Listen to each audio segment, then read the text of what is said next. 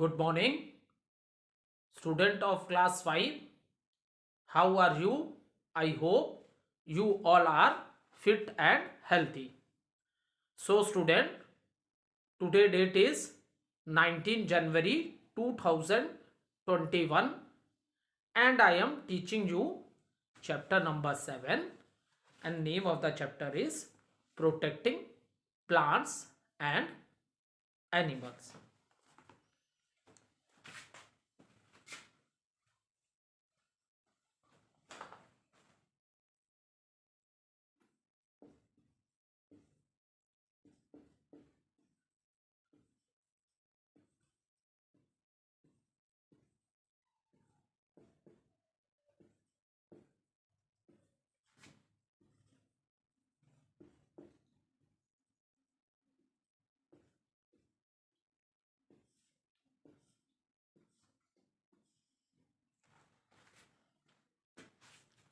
So, student, take out your book, open page number 50 and take one rough copy also, so that you can note down the important points also from the board.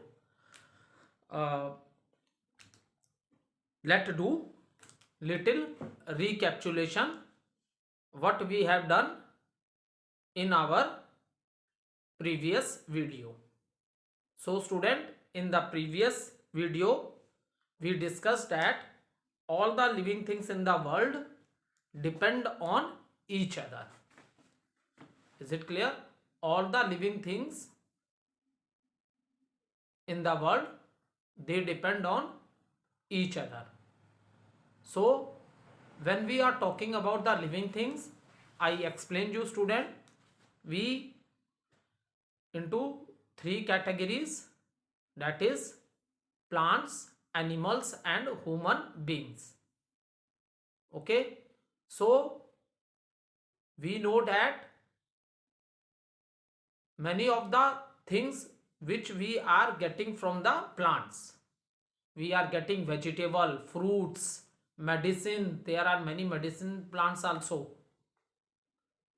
So lot of things student, और ये जब further chapter पढ़ाएंगे तो what are the importance of plant in human life वो हम लोग discuss करेंगे, इसलिए अभी शॉर्ट में ही बता रहे हैं many of the things which we are getting from the plants. So student, like our living gas, that is oxygen, and from where we are getting this oxygen student, we are getting this oxygen from the plants. In the same manner, plants are also depend on human beings and animals also, because they are known as producers. They can prepare their own food, and this process is known as photosynthesis, and for this they also require the gas that is known as carbon dioxide, and this gas they are getting from the plant, getting from the animals and human beings. Okay, now we are, as a human being, we are depend on plants also, and in the same manner student, we are also depend on animals also, because we get milk from the animals and we drink milk of different animals. Even we are getting flesh from the animals, even we are using the skin of the animals also. And in the old time, or when we are talking about the past time, when human beings learn how to do cultivation, so at that time human beings tamed some animals and make them domestic. And in the old time, past time, or you can say even in the present time also, in some of the villages you will see that animals also used at the time of cultivation. पहले तो ये बहुत था, old time में ये बहुत ज़्यादा था कि हम लोग एनिमल्स को भी यूज़ करते थे कल्टिवेशन, ठीक है, to ploughing the fields. Fields की सॉइल को क्या होता है, सॉफ्ट करना होता है। एक निडल की तरह बहुत शार्प टूल होता है जिससे हम लोग हार्ड सॉइल को सॉफ्ट करते हैं ब्रेक करके। So for this we are using the animals, but due to the advancement in science and technology बेटा, आज ये काम हम लोग बहुत जल्दी कर देते हैं with the help of the tractors, ठीक है। With the help of the tractor आज ये काम क्या है, बहुत जल्दी हो जाता है। तो ये सब कैसे हुआ, due to advancement in science and technology. लेकिन पास्ट टाइम में, पर अभी भी एनिमल्स पे हम बहुत ज़्यादा डिपेंड हैं, ठीक है। So many we are getting milk from the animals and we drink milk of different animals, and human beings are depend upon plants and animal. In the same manner student, animals are also depend on plants for their food.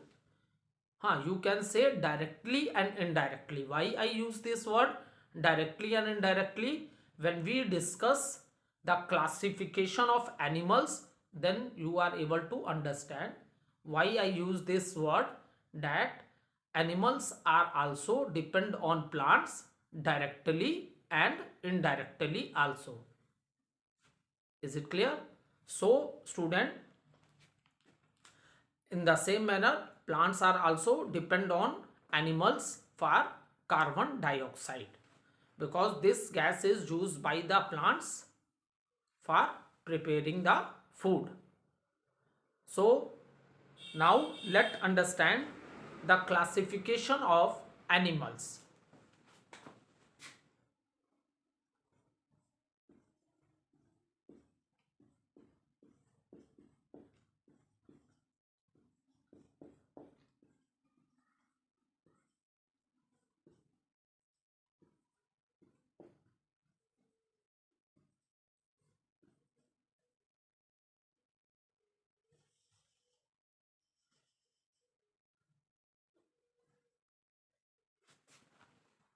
Okay, now see student,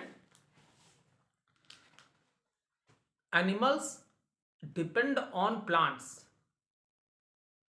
directly और indirectly. Just अभी मैंने आपको बताया था कि जब classification of animals में आपको पढ़ाऊंगा बेटा, तो आपको इस बात का आंसर मिल जाएगा। You get the answer of your question, that why I said that plant that animals are directly and indirectly depend on plants.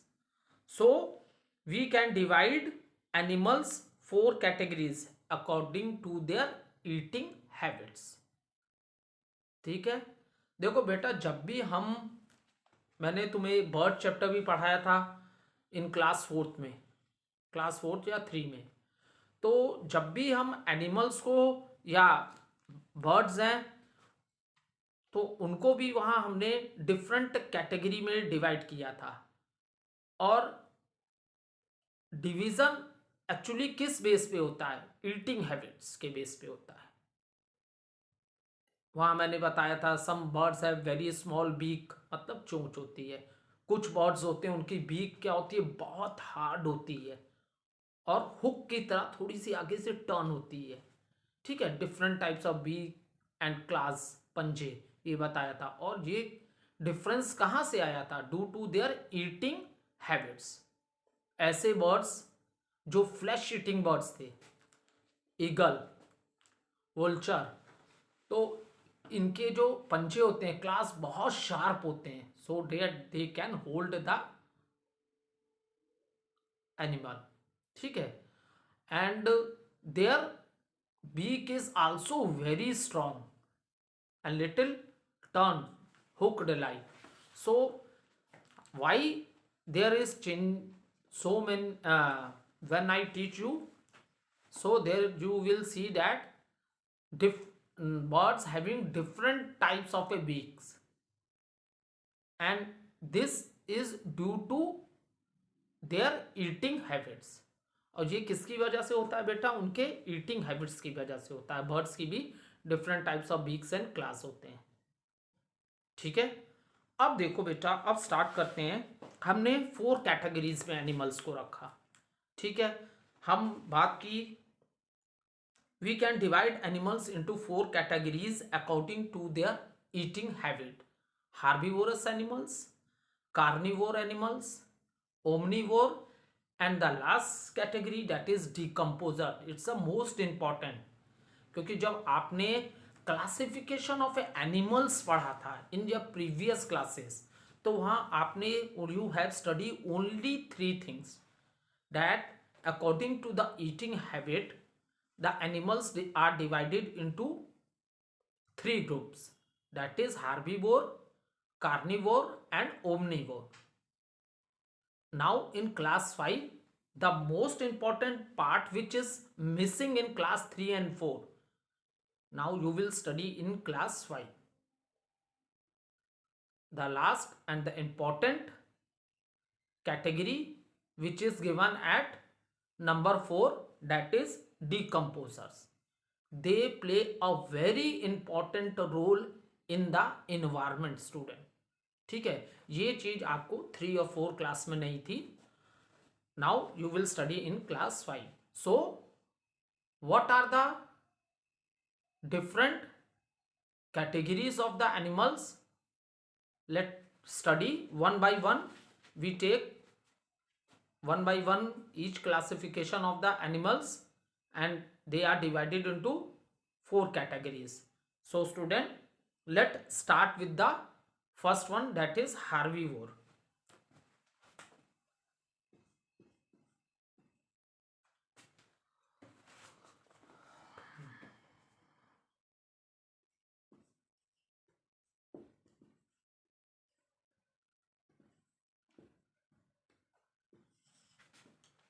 So student, definition of this: animal that eat only plants are known as herbivores. ऐसे animals जो सिर्फ plants खाते हैं and plants parts, that are known as herbivore animals. इस category में वो animals आए. ठीक है, और ठीक है, I write this definition on the board also. Animals that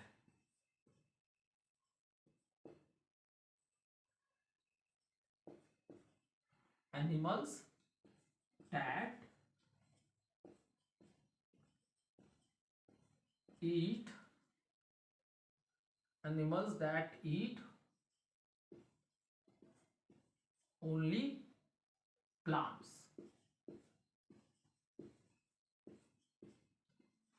Animals that eat only plants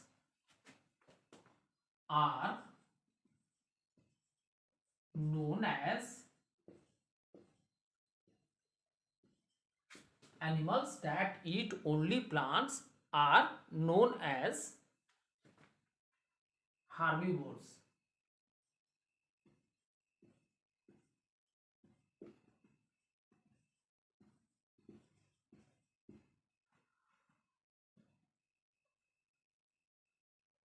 For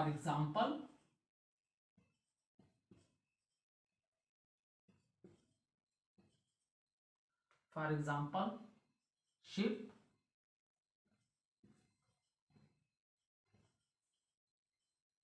goat, cow, elephant,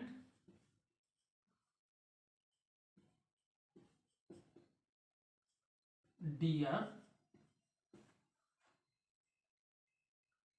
etc. ठीक है, so animals that eat only plants, ऐसे एनिमल्स जो बेटा सिर्फ प्लांट्स खाते हैं. ठीक है, so that are known as herbivorous. And some of the examples which I have written on the board, that is sheep, goat, cow, elephant, deer और extra कर दिया. और भी ऐसे एनिमल्स हैं, but few examples I have written on the board. Okay, now they are also known as primary consumer. इन herbivorous animals को हम लोग प्राइमरी कंज्यूमर भी बोलते हैं,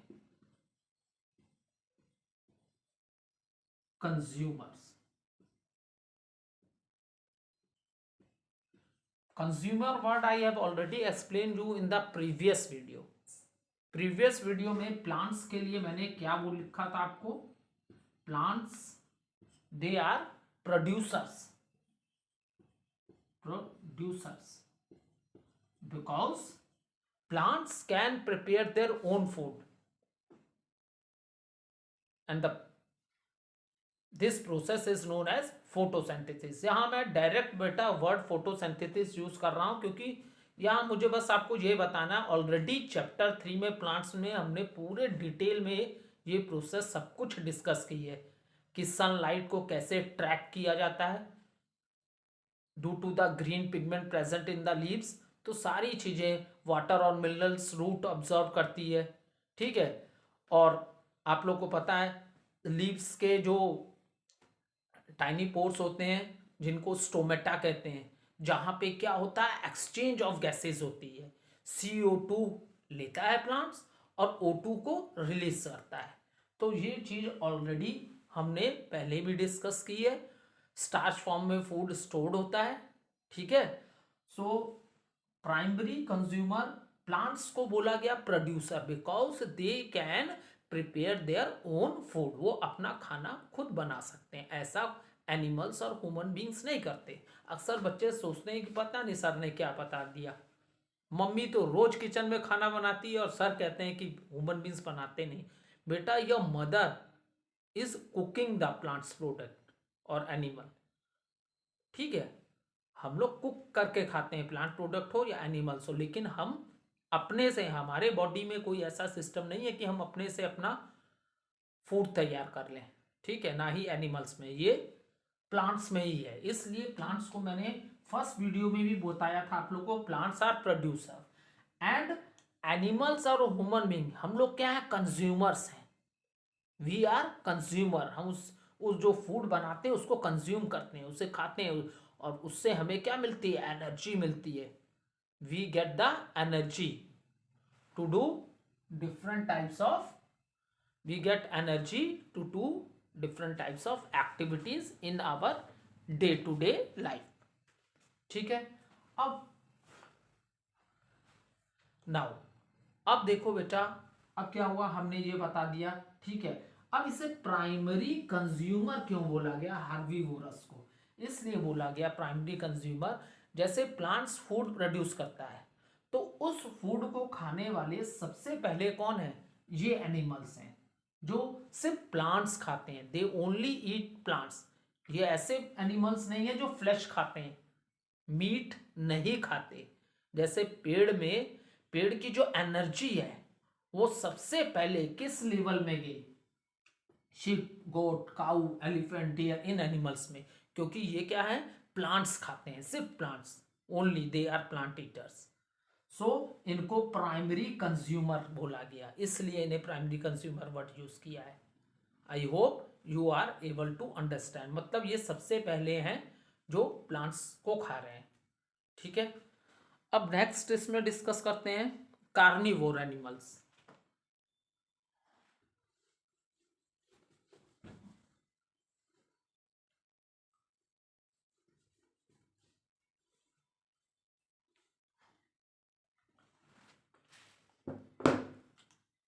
अब नेक्स्ट डिस्कस करते हैं बेटा सेकंड कैटेगरी, ये क्या है, सेकंड कैटेगरी अब डिस्कस करते हैं, कार्निवोर। कार्निवोर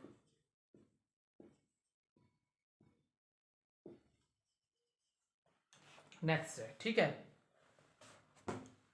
अब देखो what are carnivore animals, so the animals which eat the flesh of other animals, मतलब वो दूसरे एनिमल को किल करते हैं। कोई एनिमल अपनी बॉडी का फ्लैश ऐसे थोड़ी ना दे देगा, लो आप भी खा लो पेट भर जाएगा, नहीं। तो how they eat the flesh of other animal, by killing them, मार देते हैं। ये खतरनाक जानवर होते हैं, ठीक है। ये कैसे जानवर हैं, खतरनाक जानवर हैं, ये दूसरे जानवरों को किल कर देते हैं, मार देते हैं जान से, और फिर उसके फ्लैश को खाते हैं। तो ये एनिमल्स आपके होते हैं कार्निवोर एनिमल्स। ठीक है, I write the definition, if you want to note you can note down with the examples, और you can also underline in your book. बेटा जब हम लोग बुक में कोई भी चीज़ अंडरलाइन या हेडिंग बना के नहीं करते ना, फिर जब हम बुक के पेज देखते हैं तो हमें समझ ही नहीं आता है। आप अंडरलाइन कर लोगे, मैं आपको 100% बता रहा हूँ, जैसे मैं सर हूँ आपका, मैंने बोला अंडरलाइन भी कर लो इससे बुक में। जब आप अंडरलाइन करोगे ना, और जब आप उस चीज़ को, उस चैप्टर को ओपन करोगे, और जब आप उस अंडरलाइन पोर्शन को देखोगे ना, आपकी ब्रेन में तुरंत स्ट्राइक करेगा, सर ने अंडरलाइन कराया था और इसके बारे में ये बताया था। ये फ़ायदा होता है अंडरलाइन करके पढ़ने का। बहुत से लोग सोचते हैं कि अरे बुक की चीज़ है, कुछ नया क्यों अंडरलाइन कर रहा है। अंडरलाइन से जैसे आप वहाँ पे उस पोर्शन को नेक्स्ट टाइम जब भी आप बुक ओपन करोगे ना, आप उसको देखना बेटा, आपको तुरंत आपके दिमाग में एक पिक्चर की तरह चलने लगेगी, हाँ सर ने अंडरलाइन कराया था और ये बातें बोली थी इसके बारे में। इसलिए स्मॉल स्मॉल हर टॉपिक के नोट्स बनाते रहना चाहिए। That is a very best technique to remember the things. ठीक है, और अंडरलाइन करके भी पढ़ना चाहिए। ठीक है, नोट्स तो बहुत बेटर टेक्निक है, अंडरलाइन से भी बेटर है। जैसे नहीं आपका पूरा चैप्टर कंप्लीट होता है तो उसमें लास्ट में क्या लिखा होता है, थिंग्स टू रिमेंबर, वो पूरे चैप्टर की कंप्लीट समरी दे देता है इतने से 7-8 पॉइंट्स में। आप उन पॉइंट्स की रीडिंग करो, अगर वो पॉइंट्स आपको सारे समझ में आ रहे हैं, इसका मतलब पूरा चैप्टर का एक्सप्लेनेशन आपको आ गया। 3-4-5 पेज के चैप्टर होते हैं और थिंग्स टू रिमेंबर सिर्फ 10 से 12 लाइन्स होती हैं, लेकिन वो कंप्लीट चैप्टर कवर कर देता है। ठीक है, तो यही हैबिट आप भी डालो पढ़ने की। स्मॉल स्मॉल जो टॉपिक आपको लगता है बहुत इंपॉर्टेंट है, हर छोटे छोटे नोट्स बनाओ। क्वेश्चन नहीं फ्रेम कर पाते हो, फिल इन द ब्लैंक्स के फॉर्म में बना लो। ठीक है, तो ये हेल्पफुल होगा आपको। अब देखो, carnivorous animals that animals animals that that eat animals that eat the flesh of other animals। ठीक है, फॉर एग्जाम्पल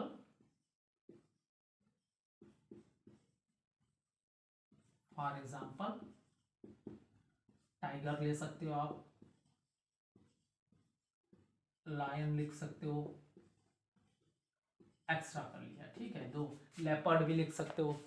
ठीक है, तो मैंने एग्जाम्पल यू कैन राइट, मैंने सिर्फ बोर्ड पे 2 एग्जाम्पल लिखे हैं। ठीक है, तो animals that eat the flesh of other animals are known as carnivore animals, और एग्जाम्पल है लाइन है, टाइगर है। ठीक है, 2 एग्जाम्पल मैंने लिख दिए। And some birds are also carnivorous, ये ऑलरेडी जब मैंने क्लास 4th में बर्ड वाला ईटिंग हैबिट्स पढ़ाया था चैप्टर, तब मैंने बताया था बर्ड्स में भी कुछ बर्ड्स ऐसे होते हैं जो सिर्फ प्लांट प्रोडक्ट खाते हैं, और कुछ बर्ड ऐसे होते हैं जो फ्लैश ईटिंग होते हैं। ठीक है, तो इनकी बीक्स जो होती है बहुत हार्ड होती है, बहुत शार्प होती है, और उनके क्लॉज जो पंजे होते हैं वो भी बहुत शार्प होते हैं। ठीक है, so some of the carnivorous there are birds are name given, जैसे ईगल है, वोल्चर है, तो काइट है, ये भी फिश ईटिंग बर्ड है। तो इन्हें भी किस कैटेगरी में रखा गया, फ्लैश ईटिंग कैटेगरी में रखा गया। किस में रखा गया बेटा, फ्लैश ईटिंग एनिमल्स में रखा गया। ठीक है, तो अब बिल्कुल क्लियर हो गया, animals that eat flesh of other animals. और ये फ्लैश खाते कैसे हैं, उस एनिमल को किल करके। कोई एनिमल अपने से नहीं बोलेगा कि मेरा फ्लैश ले लो तुम्हारा पेट भर जाएगा, उसे किल करते हैं, जान से मार देते हैं, इसीलिए इनको खतरनाक जानवरों की कैटेगरी में रखा गया है। ठीक है, अब देखो नेक्स्ट है, ये तो हो गया हमारा। ठीक, अब नेक्स्ट थर्ड कैटेगरी जिसको अब हम लोग डिस्कस करेंगे, ओमनीवोर।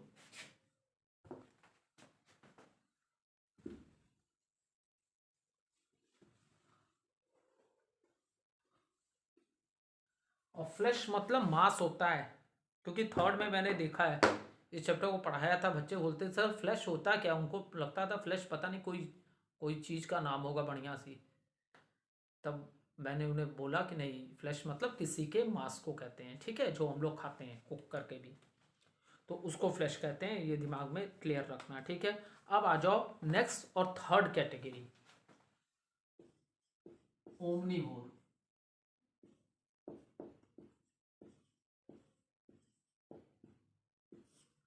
ठीक है,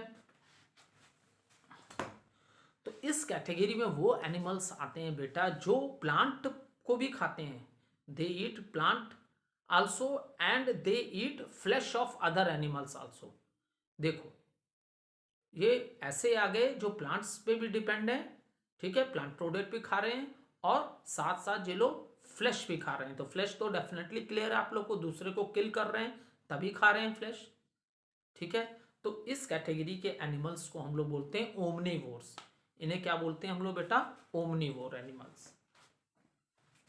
एनिमल्स दैट, जैसे हम ह्यूमन बींग्स हैं तो हम नहीं ओमनीवोर्स में आते हैं, क्योंकि हम लोग प्लांट्स प्रोडक्ट वेजिटेबल्स खा रहे हैं, फ्रूट्स खा रहे हैं, इवन हम लोग फ्लैश खा रहे हैं, दूसरे एनिमल्स को किल किया जाता है, फिर उस फ्लैश को हम लोग बना के कुक करके बहुत टेस्टी बना के खाते हैं, ठीक है। तो हम भी ओमनीवोरस कैटेगरी में आते हैं। अब कुछ बच्चे सोचेंगे नहीं हमारे तो रिलीजन में हमने तो कभी नहीं खाया, ठीक है, लेकिन ऐसा मान लो कुछ लोग नहीं खाते हैं, ऐसा होता है, वेजिटेरियन लोग भी होते हैं जो कभी ये सब नहीं खाते, ठीक है, फ्लैश नहीं खाते, लेकिन हर ह्यूमन बींग्स जो है वेजिटेरियन नहीं है, मैक्सिमम क्या है ओमनीवोरस है, जो प्लांट प्रोडक्ट में फ्रूट्स वेजिटेबल भी खाते हैं और एनिमल्स के फ्लैश को भी खाते हैं, इसलिए हमने ह्यूमन बींग्स को भी ओमनीवोर बोला, ठीक है। कंफ्यूज नहीं होना, कुछ बच्चे ऐसा क्वेश्चन पूछ लेते हैं क्लास में, अक्सर होता है सर हमने तो कभी खाया ही नहीं फ्लैश, तो ह्यूमन बींग्स को ओमनीवोर में क्यों रखा जा रहा है। हाँ ठीक है, कुछ लोग नहीं खाते हैं, that is another part, but maximum लोग खाते हैं, मतलब एक भी, मतलब कुछ नहीं खा रहे हैं लेकिन बहुत से खाते हैं, तो इसलिए ह्यूमन बींग्स को भी इस कैटेगरी, वो तो आपकी चॉइस है, वो तो आपकी चॉइस है, आप फ्लैश नहीं खाना चाहते हो तो मत खाओ, लेकिन ऐसा तो नहीं है कि ह्यूमन बींग फ्लैश खा नहीं सकता, खा सकता है ह्यूमन बींग फ्लैश और खाता ही है, ठीक है, आप नहीं खाते हो आपकी चॉइस है, ठीक है। इसलिए बेटा ये याद रखना, जो आपके ह्यूमन बींग्स भी जो आएंगे वो भी किस कैटेगरी में आएंगे, ओमनीवोर्स में आएंगे। Is it clear. चलो ओमनीवोर्स की डेफिनेशन लिख लो, animals, animals that, animals that eat, animals that eat both, both animals that eat both plants, both plants and animal,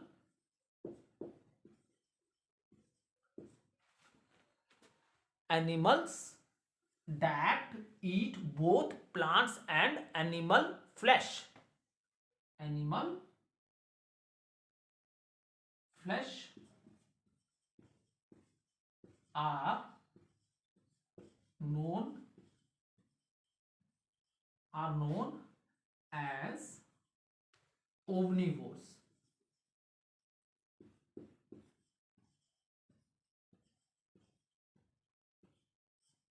for example human beings भी इस कैटेगरी में आएंगे बेटा, is it clear. So for example human beings हैं,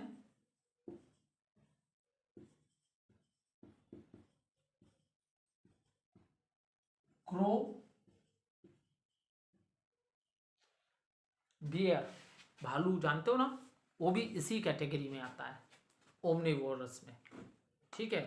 तो अभी तक बेटा थोड़ा सा रिकैप्चुलेशन कर लेते हैं, हमने आपको आउट ऑफ 4 और आउट ऑफ 4 एनिमल क्लासिफिकेशन में 3 क्लासिफिकेशन हमने डिस्कस कर ली, that is herbivores animal, then carnivores and omnivores. Now in the next video student, we will continue with the fourth group, that is decomposers. Okay, so thank you student.